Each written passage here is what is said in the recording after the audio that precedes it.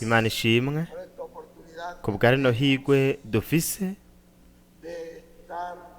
ryo kuba turi ngaha Puerto Rico dutanguza kuri uyu munsi ino ntambuko nziza cyane.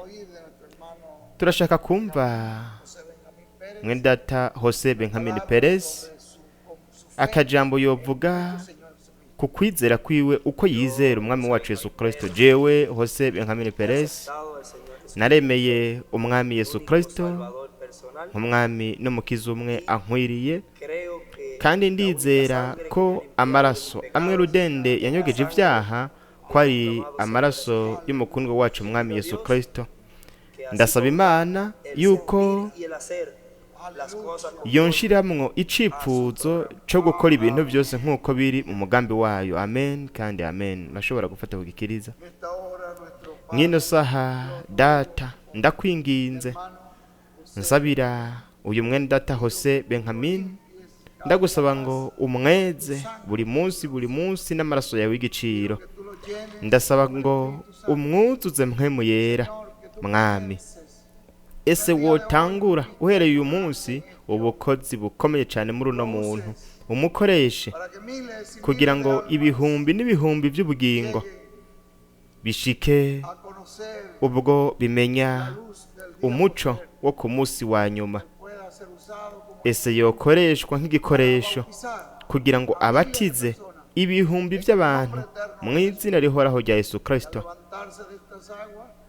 Akiva muri ano mazi uze kumwutsa ubwenge buvuye mu ijuru, ushire muri we ubukozi bukomeye cyane kandi ubukozi ngirakamaro kubw'ubwami bw'Imana.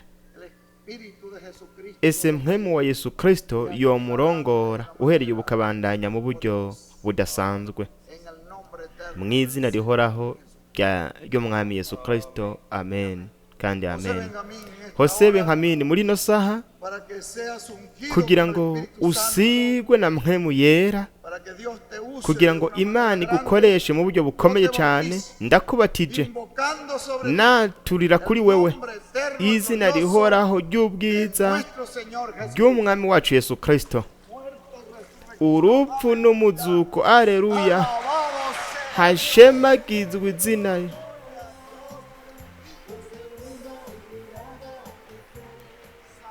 Sara,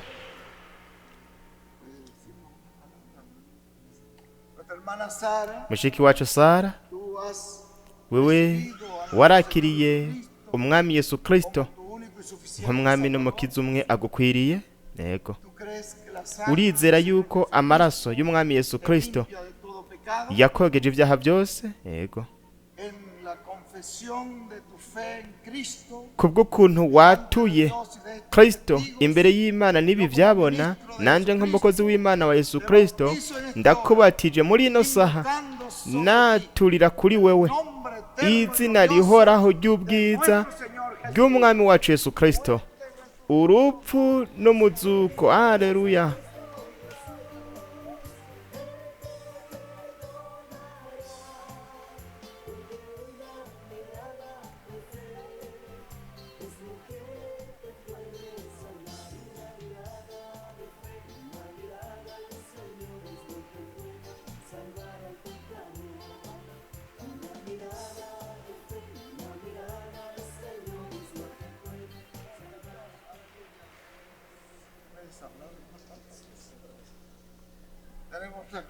Aha turi kumwe na mwene data Billy Perez.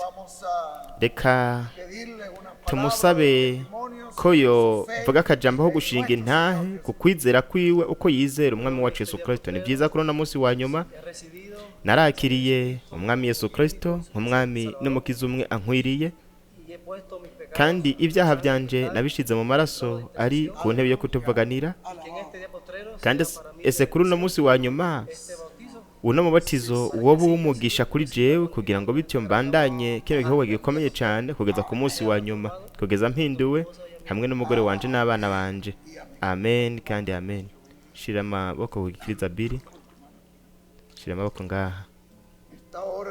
Muri ino saha mwendata Billy nshingiye ku byo watuye ndasaba imana kugira ngo iguhezagire n'umugore wawe igukoreshe cyane ku bw'igikorwa c'Imana.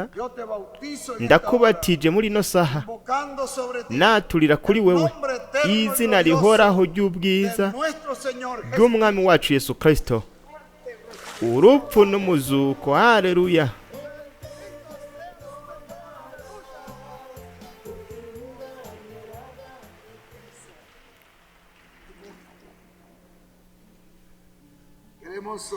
Turashaka kumva kuri mushiki wacu Elisen akajambo k'urukundo rwiwe ubwo akunda umwami wacu Yesu Kristo. Jewe uyu munsi ndemeye umwami Yesu Kristo n'ubugingo bwanje bwose nk'umwami n'umukiza umwankwiriye, ko ibyaha byanje byose byezwa n'amaraso y'igiciro, kandi ndamusaba n'umutima wanje wose ko yobandanya kunkoresha umunsi ku wundi, kandi ko vuba yompa umubiri musha uhoraho. Amen. Hashemagizwe izina ry'Imana.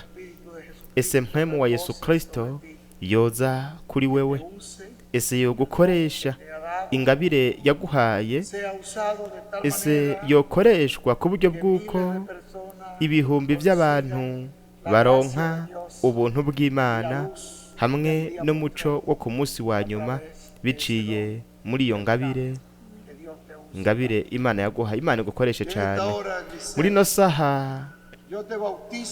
Elisen, ndakubatije naturira kuri wewe izina rihoraho ry'ubwiza bw'umwami wacu Yesu Kristo, urupfu n'umuzuko. Haleluya.